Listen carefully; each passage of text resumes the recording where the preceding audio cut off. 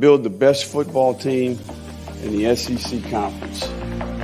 We're going to build the best football program in the SEC Conference. You have now arrived at Stadium in Gale.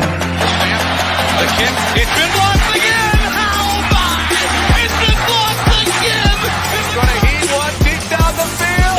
It's going to be to the goal line. It's going to be gone! It's a touchdown! And the Gators have won the game! Tyree Cleveland! How about it? I can't believe what I just saw! Dropping back to throw. Pops and fires the ball over the middle. It's Dory! It's Dory! Got a touchdown! Dory got a touchdown! Oh, man! Dory's got a touchdown! Ahmad Black, in his final game as a Gator, takes it all the way home and sends Urban out the winner. You have now arrived at Stadium in Gale. Boys and girls, ladies and gents, welcome to another episode of Stadium in Gale. It's your favorite Uncle Corey. Dan. And Delatorre. Same corner, same time. Happy Memorial Day weekend, if that's the right salutation for it. How y'all boys feeling? 3-day weekend? Y'all vibed up? I'm beat. Battered and bruised, baby. Yeah, battered and bruised from 5 days in Costa Rica. Good to be back. Glad I came back yesterday and not today. But what a beautiful place. I get it. I get why everybody's going. I get why everybody wants to move there. I get why people are moving there. Beautiful, elite place to be. Costa Rica owes me nothing. So owes me nothing. And you. I like it. I like it. I like it. Back to back, bro. You know, you made me. I was just on vacation last week and I was jealous looking at your story. I was like, bro, I thought his beach might be a little bit more crispier than mine. I don't know, man. His beach was more beaching. Yeah. 3-day weekend was a perfect lineup for you. What's the native food, or what's the go-to thing over in Costa Rica? A lot of seafood. It's a mixture of Spanish, a lot of different obviously varietals of whether it's more South American or Mexican, but a lot of seafood.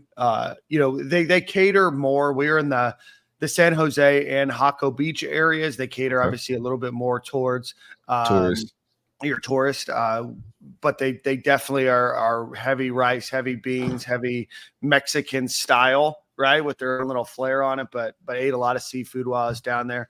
They do a lot of big game fish out there. So if you want your mahi or your marlin or your tuna, that kind of sailfish, all of that, they can catch that for you. Maybe had the best seafood risotto I've ever had in my life too. So nice.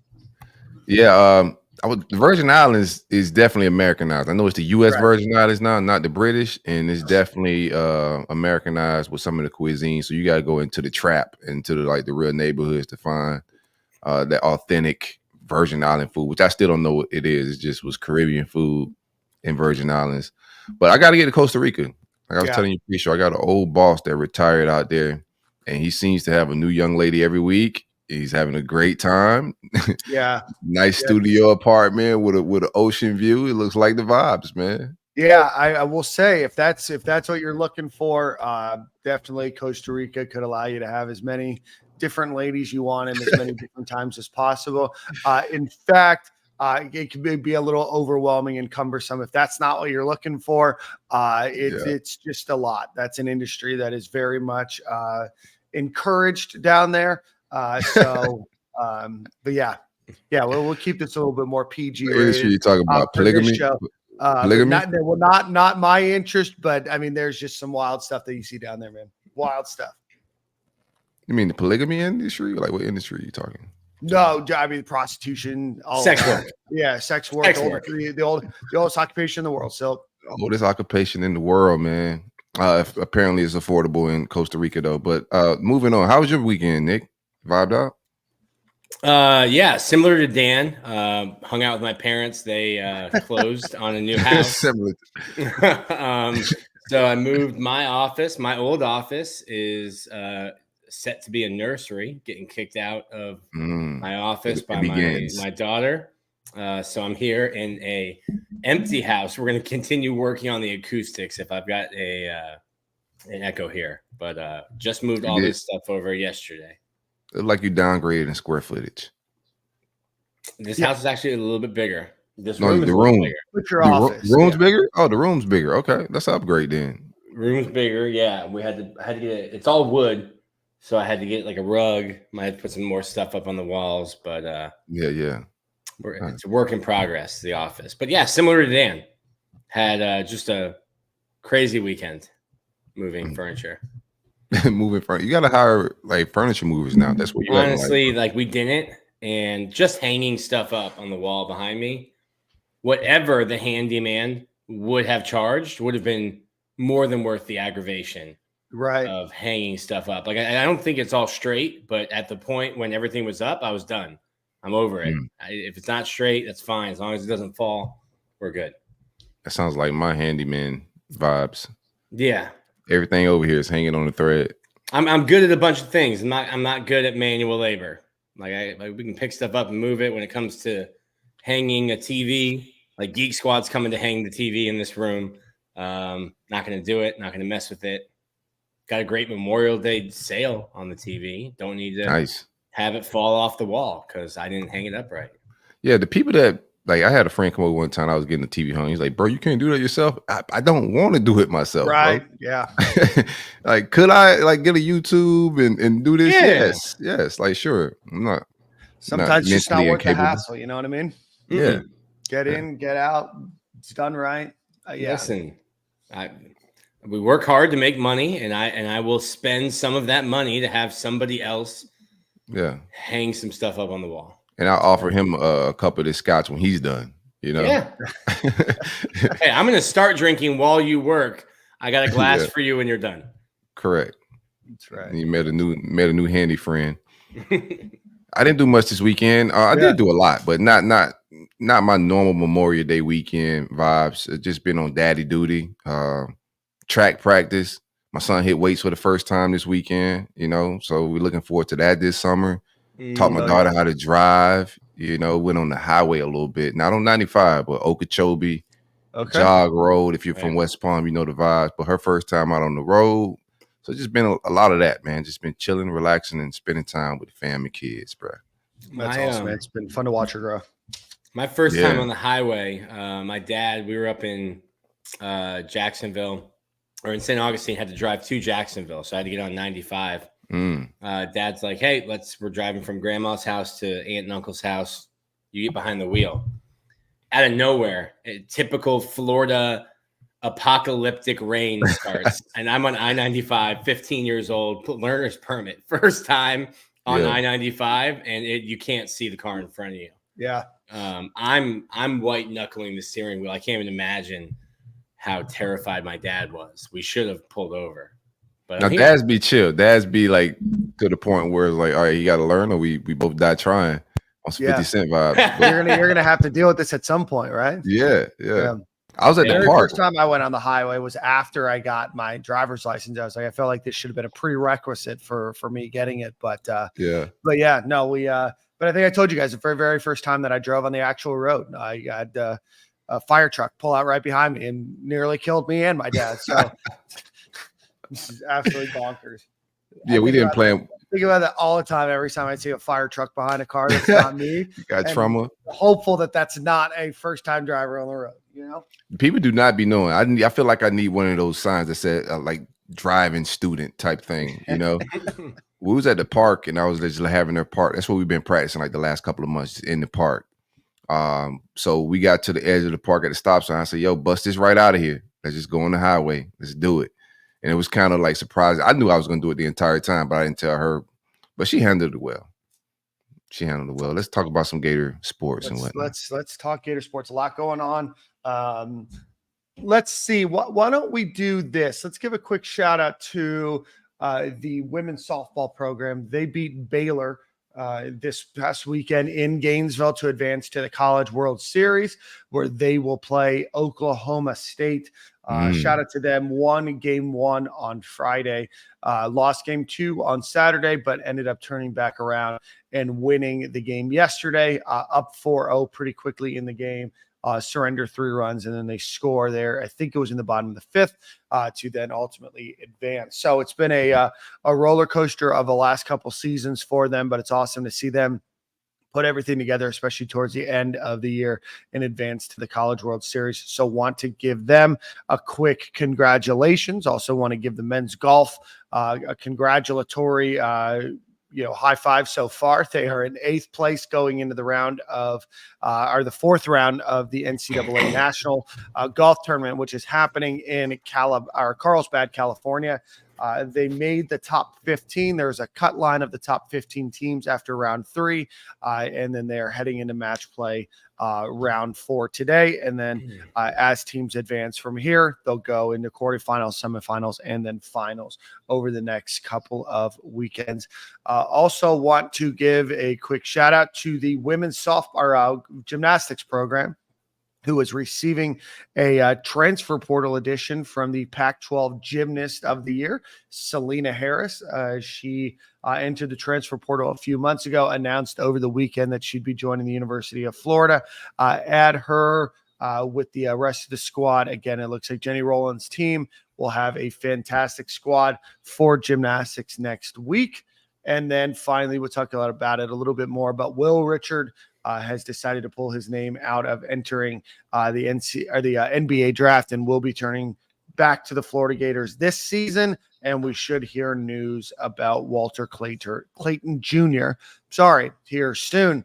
With all of that, gentlemen, let's get into the news story that everybody was talking about, including the Wall Street Journal, ESPN, bottom ticker tape story. Jaden Rashada has filed lawsuit against the university, against Billy Napier, against Hugh Hathcock, and against Marco Castro Walker.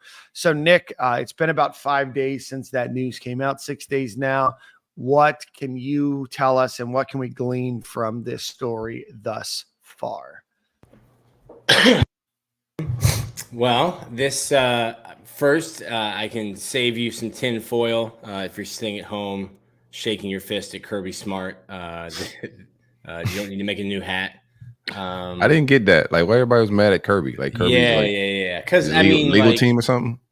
Yeah, well, I'll explain it. So, like, this lawsuit has been in the works since Jaden Rashada asked to get out of his NLI. I don't know if the Rieger, and I don't know if Jaden Rashada still has the same two agents. They're young kids. I think he met them. The college kids, right? Yeah. I mean, shoot, like, if we're making that kind of money, I'm dropping out of college. If my first client has a $13.85 million contract, I don't need school. I'm out of school. I may drop out of college. What do you mean? Yeah, I'm out. The recruit, $13 million. Like, I've made it. Well, the contract would stipulate that you had to be in college and in Gainesville. So you got at least 3 years of college to collect on that contract. The lawsuit was going on well before Jaden Rashada went to Arizona State in terms of, like, fact finding and getting ready to file. Kirby didn't take Jaden Rashada because there was a potential litigation, potential lawsuit. Kirby didn't for his 28.3 QBR. Yeah. Well, I mean, he could be good. And after this year, they will need somebody on deck. Yeah, Gunnar Stockton. Okay. Well, they got another guy as well. So, Jaden Rashada feels like he is owed money. He has sued Billy Napier, Hugh Hathcock, and Marcus Castro Walker for fraud. I thought that was interesting because there's a very high bar to prove fraud in court.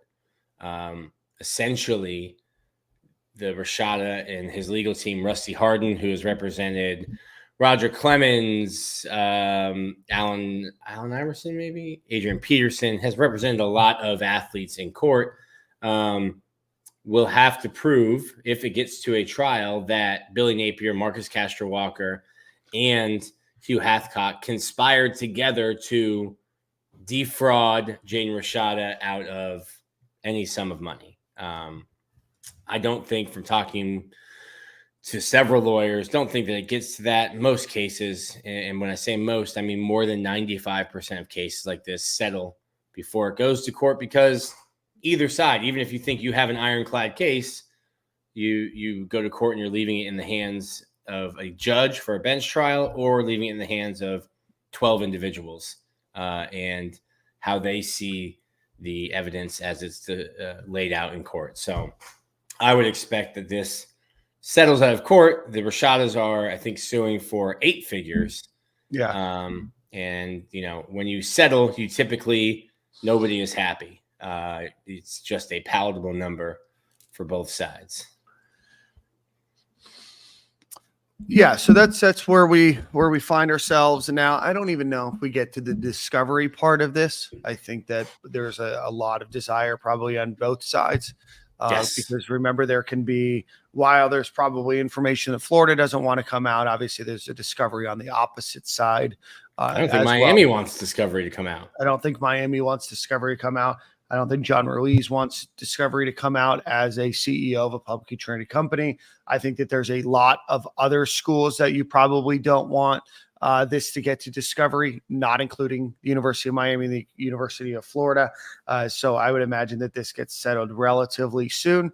I think that there is somewhat of a claim here, right, by Jaden Rashada. I think that he feels like he's owed money, and there's probably in a way that he is. But, at the end of the day, we will see. We will let the lawyers and attorneys who will probably end up making more money than the Rashada family out of this whole thing figure that out over the next couple of days, couple of weeks, and couple of months.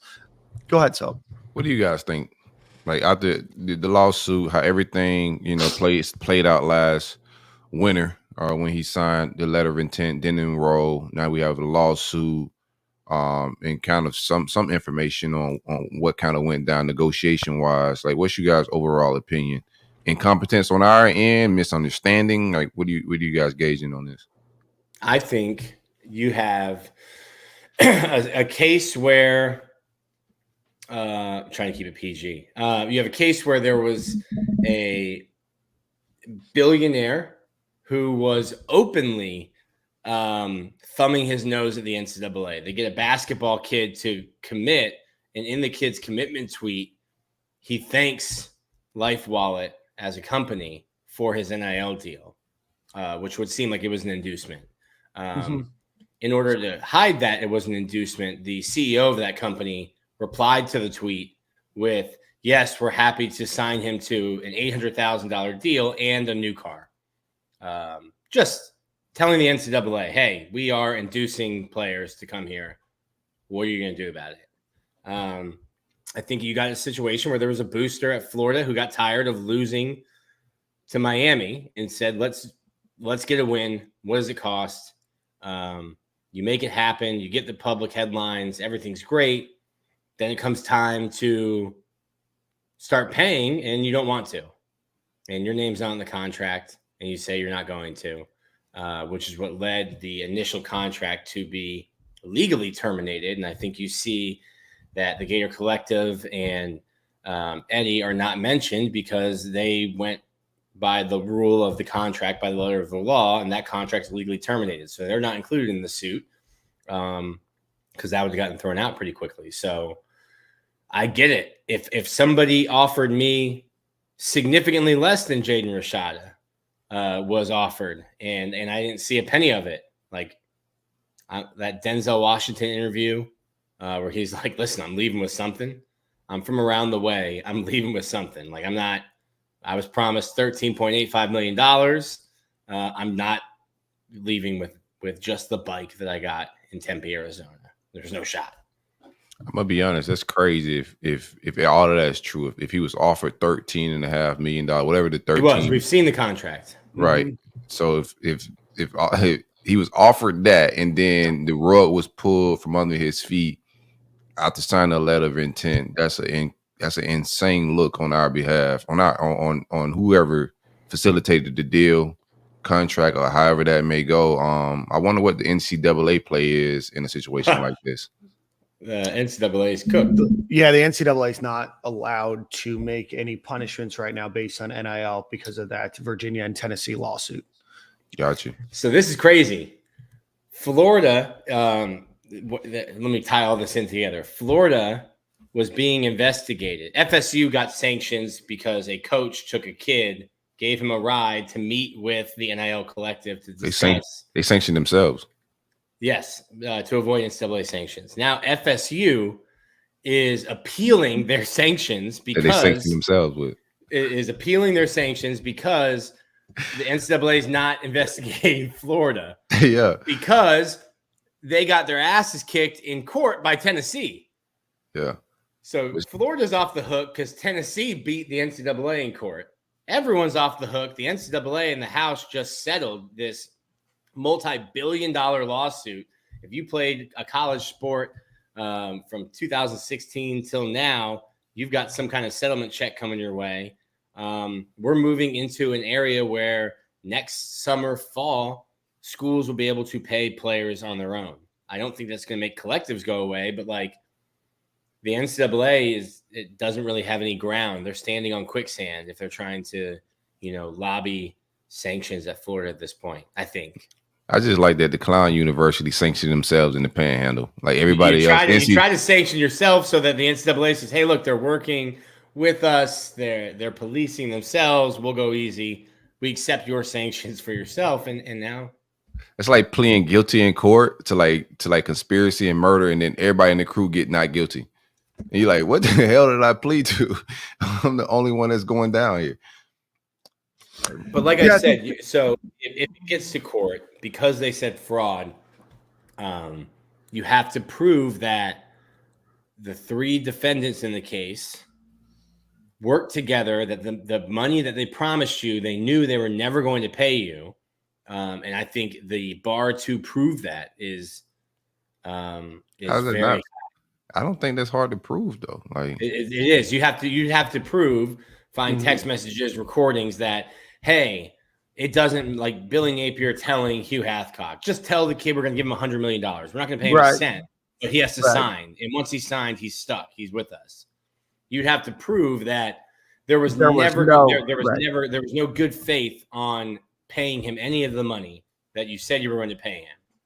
You defrauded him from what he says was a $9.5 million contract with Miami, offered more with no intention of paying it to get him to flip his commitment.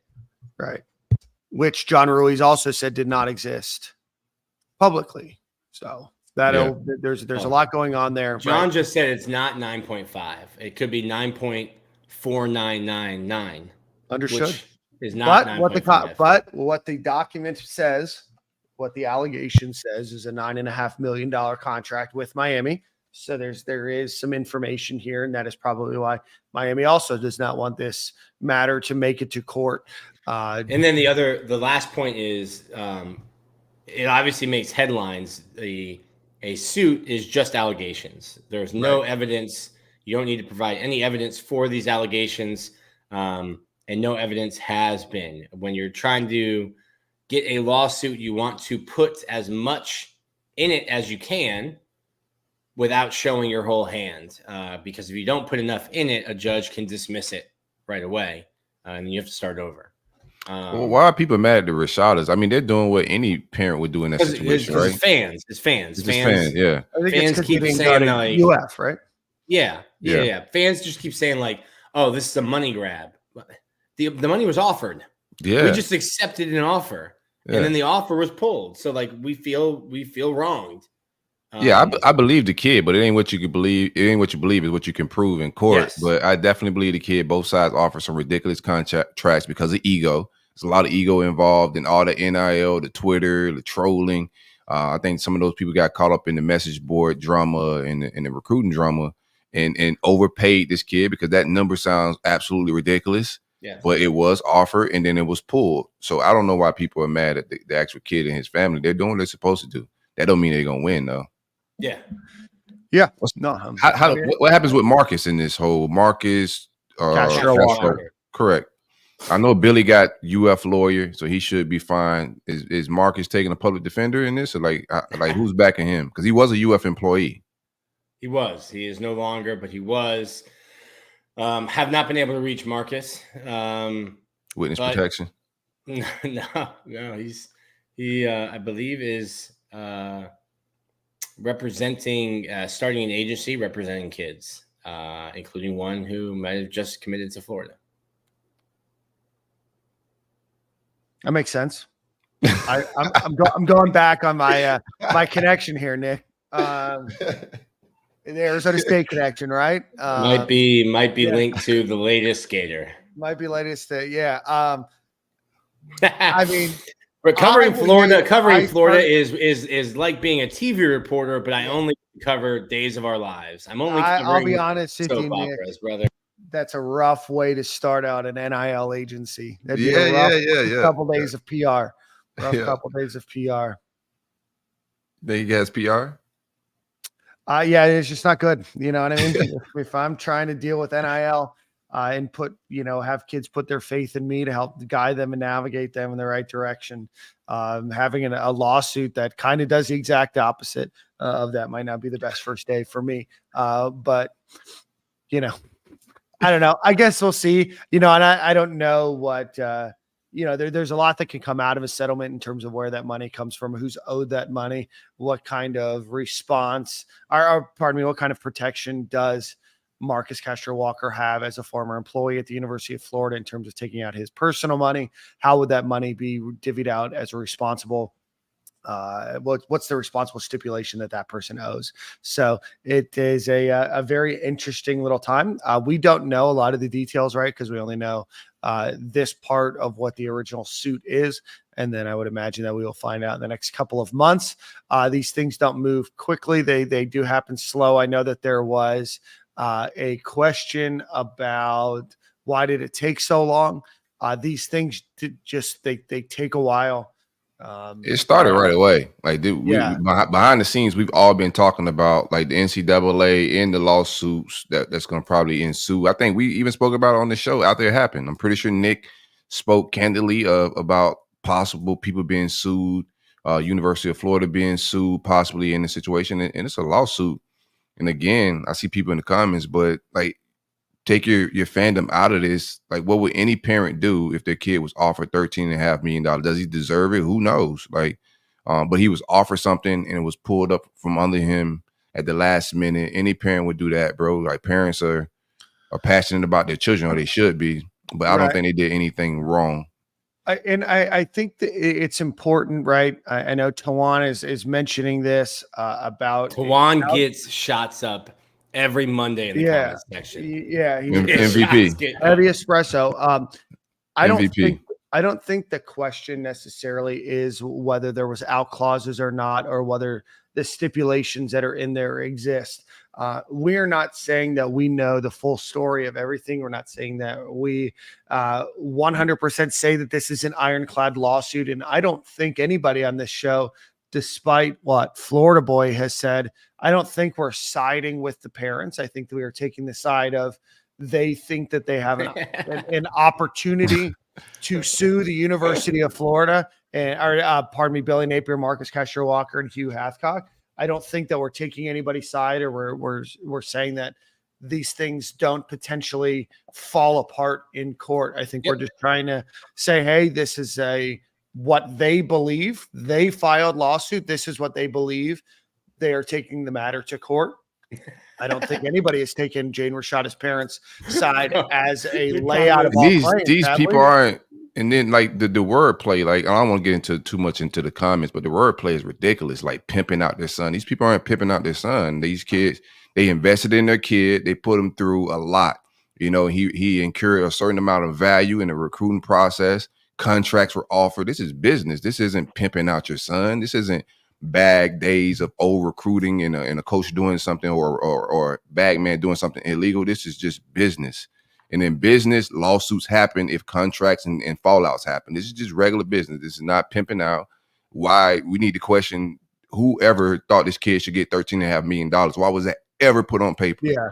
That's what you need to question. That's who you need to talk to. Like grown adults, business people that have a lot of money, put $13.5 million on the paper, and then it was pulled away. That looks like bait and switch, and anybody, whether clauses or no clauses, like anybody's going to do that for their kid. Are they going to win the lawsuit? I don't think so, but I get it. Yeah. And listening comprehension is low on this Monday holiday. Right. Yeah, no, I get it. Couple barbecues and beers, a little hangover. Hey, that's what that sounds lit right now. I ain't gonna lie to you. we're not talking about the contract. The contract is not brought up because the contract, which was between the Gator Collective, which is now not a company, and it had Eddie Rojas's name on it, and the Gator Collective and Jaden Rashada was legally terminated by Eddie and by the collective. It's not even brought up in the lawsuit. The only part of it that's brought up in the lawsuit is the total amount of money, which the Rashadas are saying the 3 defendants never intended on paying.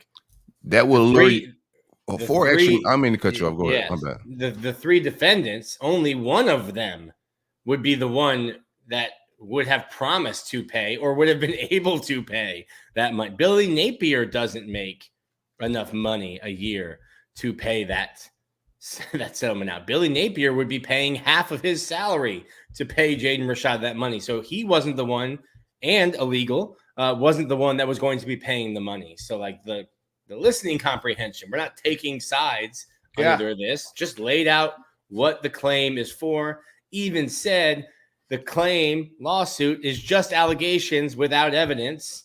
You don't have to provide any evidence. And if it got to court, the entire burden of proof is on the person bringing the claim. Billy Napier could sit in court with his feet up and his arms folded and not say a single word because the burden of proof isn't on him to prove his innocence. It's on the Rashadas to prove that he's guilty. And we said that there's a high bar to prove fraud in court. Right. So especially amongst 3 mix of water in on this Memorial Day. Right. Here's the thing too. Shopping your kid around, that's not what's happening. Business is happening. Like people's wordplay they need to check it and like get some self-awareness of how they wording things. Shopping around is not what's happening here. It's business is happening here. If my kid's committed to the University of Miami and on the hook for $9 million and you come with $4.5 million more at another prestigious university, of course I'm gonna back off my commitment, rethink some things, and maybe go to the better business deal. That's what's happening here. Like the wordplay is crazy on it, but you don't think that's a bad look to be able to lure a kid that's on the hook for $4 million more, and then once the kid signs, it's like, oh no, or about to sign, no, we can't offer that deal anymore. Like just basic business. Take the logos, take the fandom out of it. That don't look kosher. Allegedly 9.5, because John Ruiz normally tells the truth in public settings, and he said it wasn't 9.5. So allegedly. Yeah. But I would definitely switch over for $4.5 million. Like that's generational money. Yeah, absolutely. It's life-changing money. Like your grandkids, great grandkids, that forever changes everybody in the world. Yeah. So that's where we're at. Again, we will end this segment by saying that we've not taken any sides. We are just laying things out, and we are just understanding and trying to give the best and I guess the most holistic view that we can of this whole thing. There's been no settlement. There's been no real movement in the case other than just the original filing of this lawsuit. So that's where we find ourselves now. So we will end that conversation with, we will wait and see. The United States court system doesn't move quickly. Be a matter of trying to figure out who potentially would want to get this settled, how quickly that might happen. But it may not even be in the next 5 or 6 months before we have any really true tangible. I watch football, not Judge Judy, so I won't be keeping up, man. Y'all just let me know when it happens, man. I'm here for the football. Yeah, Perry makes a good point. I'm more embarrassed that someone offered one high school an entire roster's worth of money before taking a single college snap. Thank you, Perry. Go follow Perry. Great follow on Twitter. Jeez, Perry gets it, man. That's why they pay Perry the big bucks. I don't even know. You got to put yourself back into that time. Yeah. Miami was 2022. Yeah, Miami was strong arming Florida. The kid from the defensive lineman from Louisville, I don't even know what he ended up doing. I don't know that he was a great player. You get down to Miami and it's like, hey, here's your offer from our NIL collective, and it's on the table right now. If you go to that visit in Gainesville that you're scheduled to go to later this week, our offer is no longer there. Florida was getting strong-armed. One of Florida's collectives, not the Gator collective, the other one was like, listen, let's make good. Let's get a win. What does it take? Doesn't matter. We've got the cash. We've got the capital. That's what it was. This was ego-driven. Yep. but proving that's the real thing here. Proving anything more than the guy who offered it got cold feet, and that's not what they're even alleging. They're alleging more than that. So, a kid got caught up in between two grown men egos. Like a kid that's trying to go further his education, and people are talking about his dad's shopping and pimping him around. That sounds nuts. No, a kid got stuck in between two egos and recruiting and Twitter and all the trolling shenanigans, and then got the rug pulled from under him. He had to go to ASU and drive a bicycle instead of getting the Lamborghini he took pictures in and whatnot. And now he's at Georgia. And why always make the business move. Any recruit watching this, always make the business move because the portal's wide open. If somebody want to give you $13 million to show up as a freshman and they want to write goofy contracts, show up. Get that $13 million. If the coach is buns, if you get fired, you get in the portal and go somewhere else. Like, it's just that easy. Generational money is not something you just blink your eye at and just roll your eyes at. No, you grab that generational money every time. We got a recruit right now that we're battling for that might end up at Memphis, a quarterback. You go get that crazy Memphis FedEx bag, bruh. And if it don't work out, you get in the portal and go somewhere else. It's just that simple. Yeah. And I think we're going to end up seeing more of those deals where major corporations are now, instead of getting involved with a kid, hey, we'll get involved with a school. Yeah, we'll give Florida $25 million for this contract. And then we don't have to deal with the kid texting somebody, hey, I know I'm not supposed to get paid till next week, but I've got these bills. Could you send it a week early? It's like, listen, we're going to give the University of Florida, Florida State, UCF, we're going to contract with them. And now that the schools can pay the kids, they can deal with the day-to-day, week-to-week payments. And when that goes out, we've already cut the check to the school. Tawan, even with the $800,000 he signed with Arizona State, you're looking at a different market. We're talking business. Like when Florida and Miami deal is up, he's got to find a place. Like the market's different for that kid at that point. Like what he can negotiate. Everybody has their quarterback at that point. So you go to Arizona State for the $800,000. He do exactly what I just said. He got his $800,000, and now he could go to a contender like Georgia. And you think Georgia getting him $800,000? I seriously doubt it. You feel me? Like, you always go after the bag.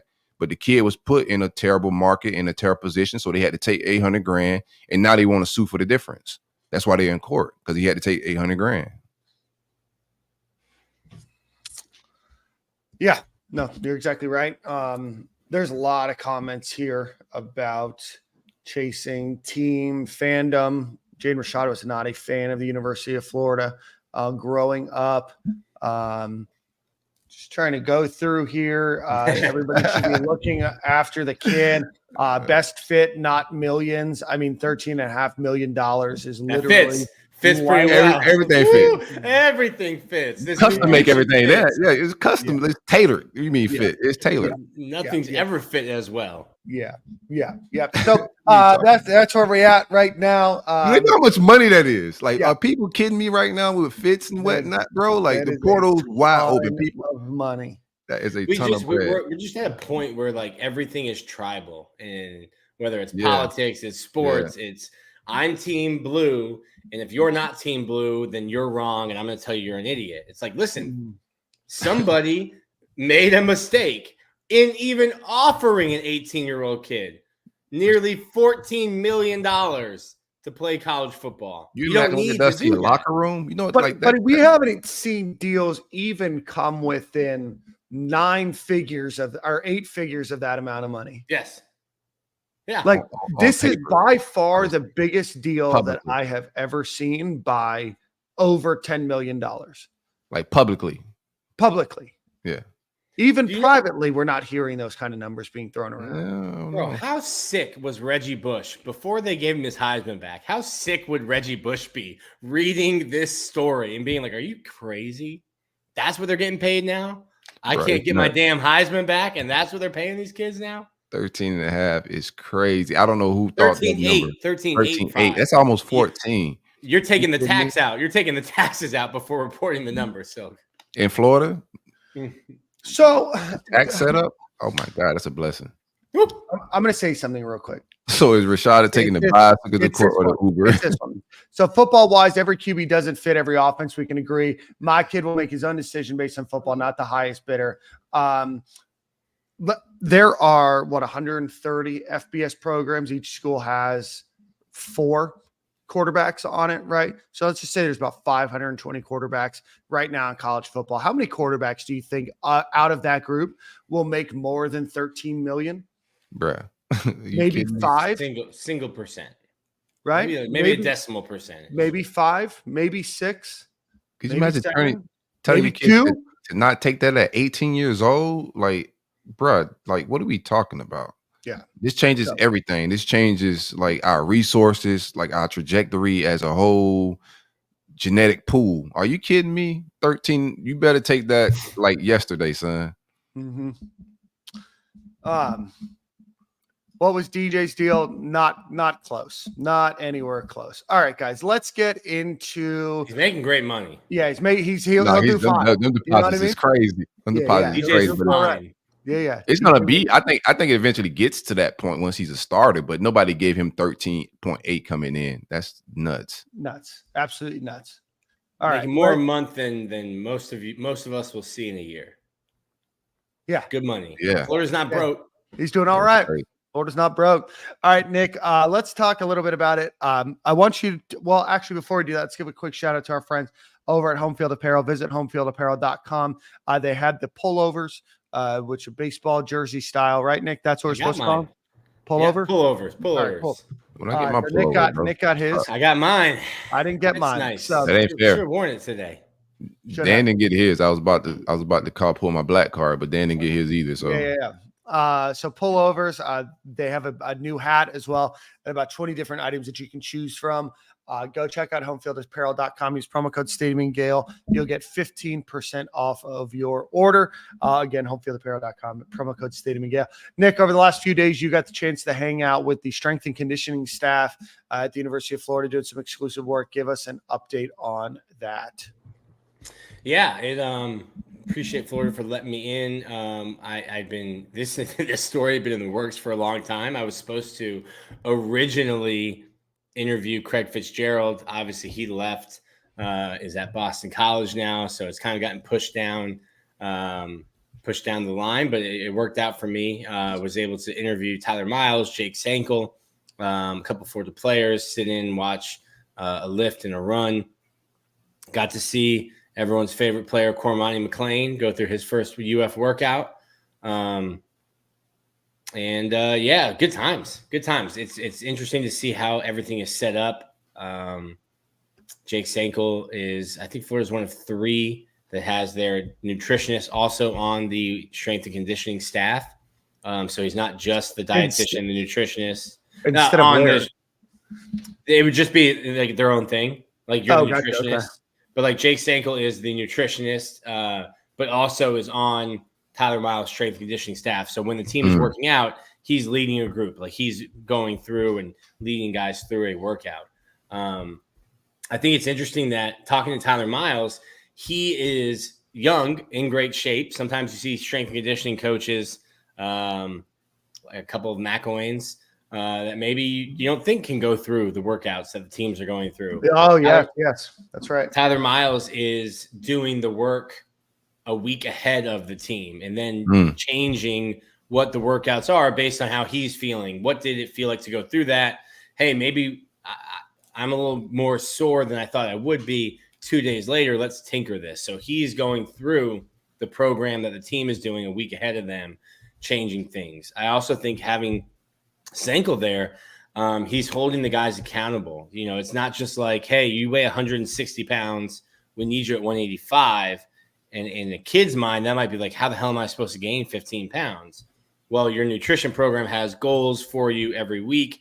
It has what you should be eating calorie-wise, protein, breaks down the macronutrients, protein, carbs, fat for every meal in a day. And now when you weigh in every single Friday, this is your goal weight. If you start at 165, we've got X amount of weeks to put this weight on. That's, let's call it 1.5 pounds a week. Your goal weigh-in this week on Friday is 161.5.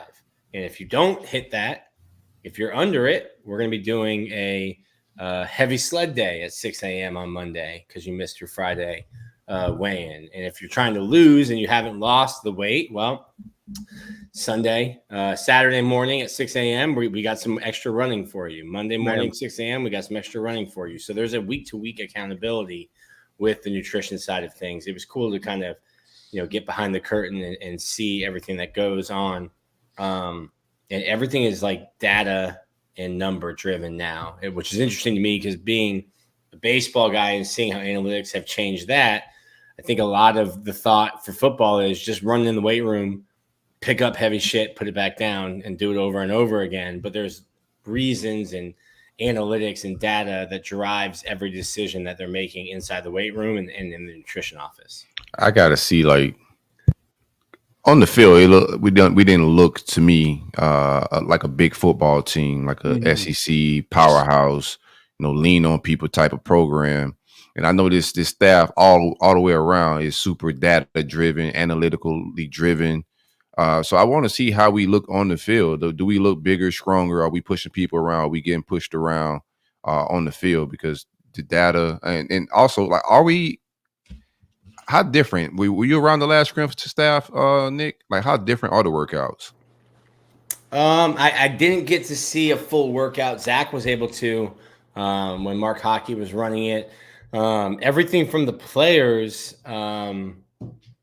the players wanted and made it and voiced their concern, not concerns, voiced their opinions when Fitzgerald, or before Fitzgerald was even hired. They wanted Tyler Miles to take over. So Tyler Miles was hired as the sports science guy, which means he was taking the guys through their rehab assignments. If you got hurt and you weren't able to practice, he was running your rehab assignment during practice and off the field. So he called himself a redneck meathead. He was born to a family in Kansas that owns a construction company and lived on a farm throwing hay bales, but has a construction management degree, which he told me, and I went and checked it after talking to him. If you take one more math class, you have a civil engineering degree. Shit.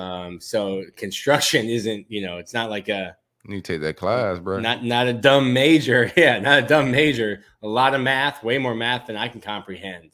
Now it's all relative. Like, Florida could be getting stronger, but you could be coming from a place where you were very far behind. So you might get to the field and you might be bigger, stronger, faster, but you still haven't caught up to Georgia, Texas, Alabama.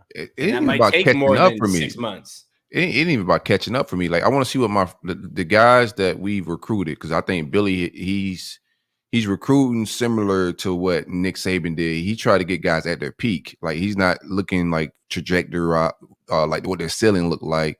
He's trying to get guys that could, like, contribute right now. So the guys that we're getting on campus the last 2 years, how much are they growing? How bigger are they getting? Are our freshmen and sophomores looking like the Bama, Georgias, the LSU's freshmen and sophomores? More than just the entire roster of guys that came in through the portal and the guys that was already on the roster. I'm more concerned about, like, our guys, as soon as they get on campus, how are they developing? That was the fun thing in the urban years and even the Muschamp years, was like seeing guys just grow, seeing their bodies and everything, their necks get bigger, all of that. Yeah. I just haven't seen the guys on this roster really grow like that, Yeah, so they provided me, so they weighed in January and then they weighed in again in April. So I have all of the DEXA scan information. So they're doing weekly in-body scans, and you can go to like a GNC. It's like a white machine that you stand on, and you've got these paddles that you hold, and it sends like electricity through your body, and it can weigh or figure out how much lean mass you have, which is tendon, muscle, bone, versus fat mass, which is just fat. They do that every week. And then they do DEXA scans where you lay down and it almost looks like an MRI kind of. So they'll do DEXA scanning every 4 months, like quarterly. They did one in January. They did another one in April, which is before spring, after spring.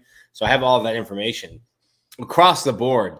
Lean muscle going up, body fat percentage going down. So if you look at just the weight, like I'll use Damian George as an example. He lost half a pound, and you're like, well, he needs to lose more than that.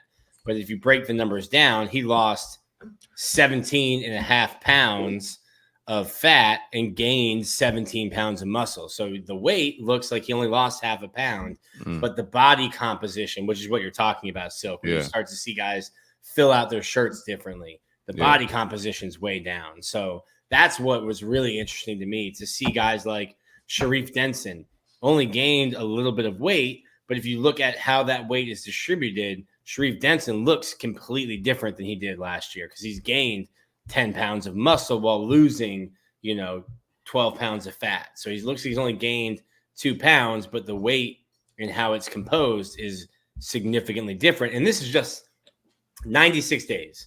So the numbers I'm looking at are just over a little bit like 3.5 months. And there's some significant changes. So to me, the proof is in the numbers. And that's why I said, everything they're doing is data driven. And Tyler Miles, if they're not getting the numbers, hey, that's on us then. Like, the kids are eating breakfast and lunch here, and we have people from our nutrition staff in the cafeteria inside Heavener looking at what guys are eating. Hey, that's not what you should be eating. They'll walk through with guys if they don't know how to set their plates up.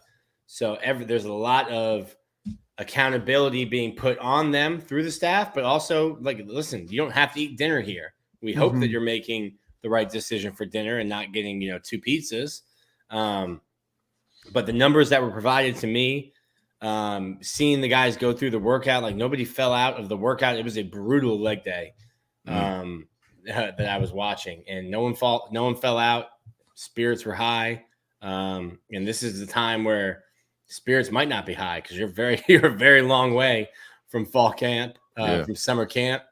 These are like the dog days of the summer. So to me, that's what a team is made right now, man. Yes. Yeah. Is it mainly? Oh, go ahead. What you look like in the fall, it's like they say, like, your summer body is made in the winter. What you look like in the fall is going to be determined on what you're doing right now. So I came away impressed. And obviously, like, listen, I think I've said it before, like, people were saying, man, the national media is turned really positive on Florida. Like, well, when you get access and you get to see things, you get to, get more information, you get more that which helps base your opinion. I think very highly of Tyler Miles, the way he's setting up his program. And then I think it's really smart that you have Jake Sankel, who is in charge of what the guys put in their bodies in terms of nutrition, but also he's there during the workout. It's not just like, hey, how was the workout? And the player says, fine. You're like, all right, cool. We'll stick with it. You have a coach who's there, who's providing the nutrition. Like, these guys aren't getting through. Like, maybe we need to add more calories, or maybe we need to tinker with something. So I think it makes a lot of sense to have your nutritionist on the strength and conditioning staff going through the workouts with the team. Only thing that let me down about your article was the lack of a cheat check. Nope. There's more articles coming. Oh, okay. No cheat check, bro. Let the streets down. No cheat check. I got more stuff coming out. I've got numbers for bench press, squats, cleans. All of that'll be. Are they lying like Urban? Urban had the whole team running 4 3s. Yeah. No. Everyone's not running the 4-2-1. Urban. Some of the 40 times Urban had up on. We're just egregious. We're just wild. Yeah, it was wild. Yeah. You're like, yo, did that offensive lineman really run a 4-3-4? You're like, I don't know. That's what it says.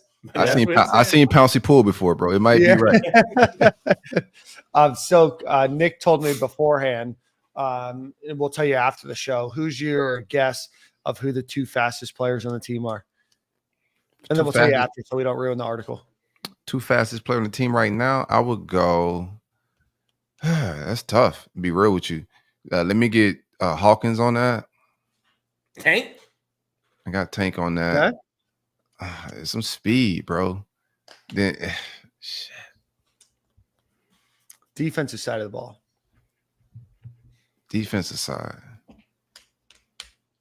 It's crazy. It's defensive side. Mm-hmm. While you're thinking, Nick, Nature Gator's here for you. You're a biggest fan. What's up, Nature Gator? That's my guy right there, man. I rock with Nature Gator. My type of Gator. Defensive side, Aaron Gates? No? We'll let you know after the show. But maybe a really good guest in there. Who knows? All right, gentlemen, I think that can kind of bring us towards the end of the show today. Anything that I'm missing? Anything, Gator? We got to talk Cormani McClain and Elijah Badger. Oh, Silk, since you missed last week, give us your thoughts on Cormani McClain and Elijah Badger. Oh, Elijah Badger got me ready to tell some lies, man. Let me start with the smoke, bro. Putting him on the other side of Trey Wilson. I still like Khalil Jackson. On the young boys, I'm still very high on. But I think that move, despite the back injuries or whatever question marks I said from goal, there's not a lot to gamble there. You take that risk every day of the week. You give our quarterback some more weapons. We brought in a kid from DK, is how you say his name. I keep saying Dyke on other platforms. So you bring in DK. You got formidable weapons. Arlis Bordenham, hopefully he's healthy in the fall. But I think the offense is set, bro, with the run game. Is where it is. We got a lot of talent in that room. As long as the offensive line come and do their part and they get some gelling, like I think we got an offense with some weapons to make something happen. You feel me? And them young boys was a step up. You get the Andy Jean and the Mazells to come into their own and mature this fall. This thing could do something a little bit. Still need some lag weight packages, regardless. You feel me? I think he could come in and do some Tebow rolls, but I'm high on my offense right now. I just got to see what the offensive line look like, but I am high. I needed that receiver. And Elijah Badger is one of them guys. Top end speed. He could make contested catches. Like he's what you want. Good fill in for the loss of Ricky Pearsall. Cormani McClain, worth the gamble again. Kudos to the staff for getting him in on a preferred walk-on opportunity. There's not a whole lot to lose here. This kid, you get one of the best corners to come out in the last 5 years, 6 years or so, with a chip on his shoulder, hopefully, to prove people wrong. There's a lot of maturing to do. There's a lot of development to do, but I think he's got a good cast of. If this staff brings one thing to the table, I think is that the support system, the family environment, the team, the players being like on some family vibes. I think this is a good environment instead of what was out in Colorado with its prime family. Then it's the Buffalo family a little bit. So like getting out of the limelight, he's gonna have to earn his spot. Nobody's gonna give him anything. We're finding the corner room, but now that corner room goes from. You got probably the top 4 corners out of the state that year, right? Denson, Mustard on the beat. You got Sharif. Jakeem Jackson, and now you got Cormani. Those are probably the top 4 corners or defensive backs in the state that year, all on one roster. Is feeling DBU-ish.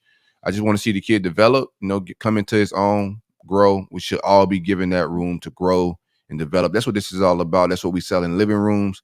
So I think this could be a big plus if Billy Napier, they flip this thing around. I also like Will Harris being, the guy that to lead him a little bit. But if you flip this kid around, and it helps us in Lakeland, and it also helps us on the recruiting trail, man. I love it.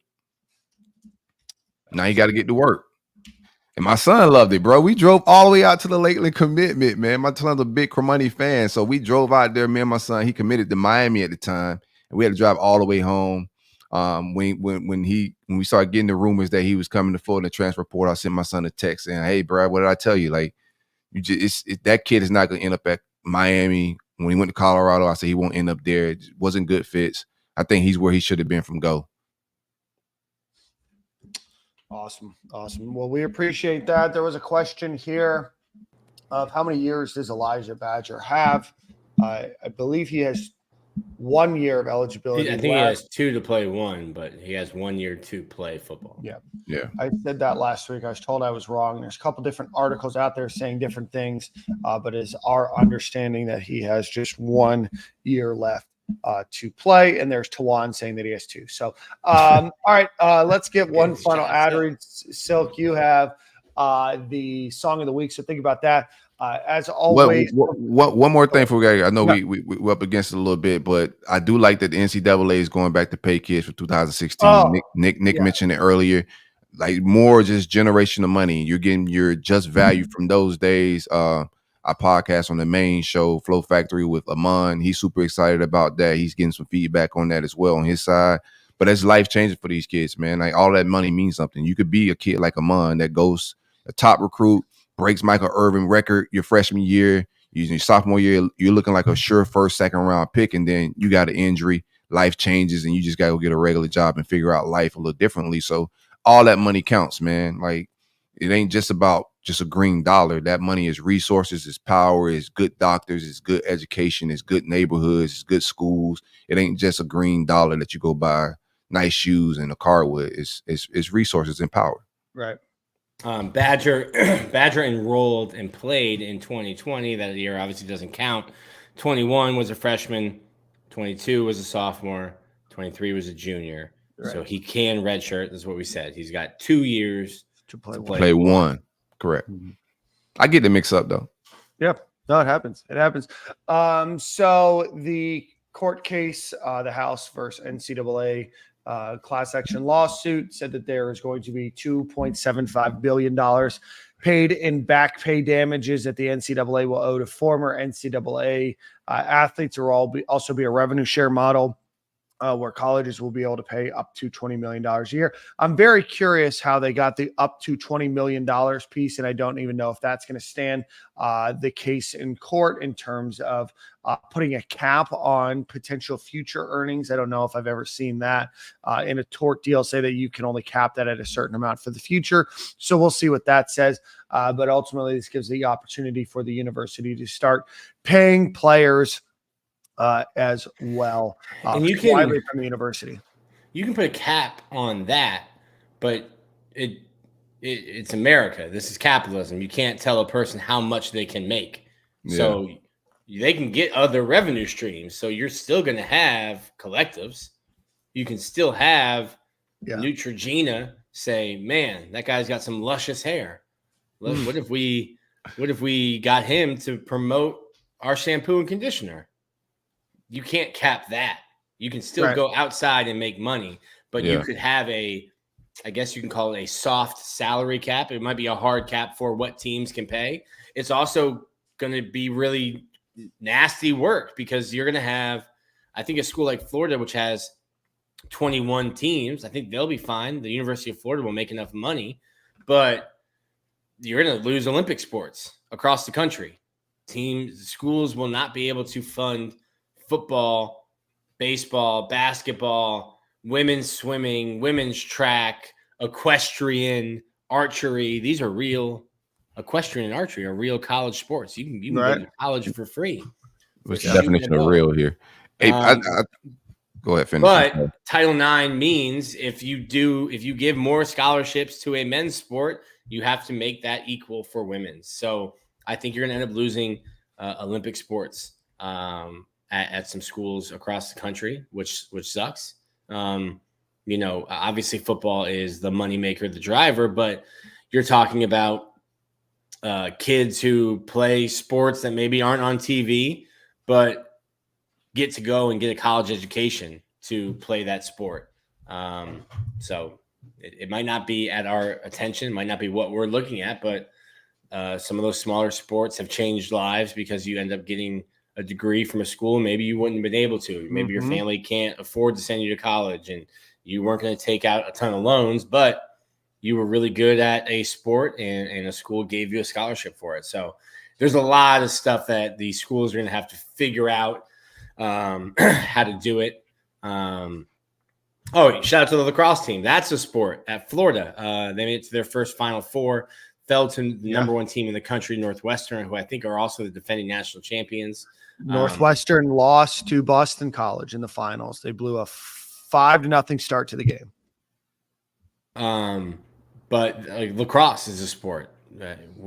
Does women's lacrosse get cut because you've got to make room to pay more football athletes? I mean, they'll figure it out. It's billions of dollars around. They'll figure it out. For the major universities, I think will figure it out. But most importantly, some of these collectives could fall back to the wayside, and a lot of the debacle that we've seen with what happened with Rashada, we'll start seeing less of that, in my opinion, when the university start to have to pay these guys. Then we're possibly going to get some union as well once they become like they're getting paid from the university. Everything's just shifting and changing. And just like we said this already, make sure y'all touch some grass because this thing gonna get a little bit more murkier as we continue to move forward into the future of football. It ain't our daddy's football that we watching. It ain't even our football. This is just something new, bro. This is very, very new, absolutely. And it feels new. Yeah, I think there's going to be a lot more changes happening between now and the next couple of weeks. I don't even think that this House versus NCAA case was expected to be ruled on this week or this past week. So there's a lot of changes that are going to be happening. And then the NCAA football game comes out in a few weeks. So I know a lot of folks are excited about that.